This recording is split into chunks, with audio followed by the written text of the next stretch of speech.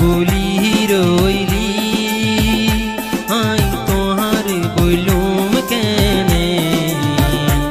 आई तोहारे बोलूम कहने अगर खौफ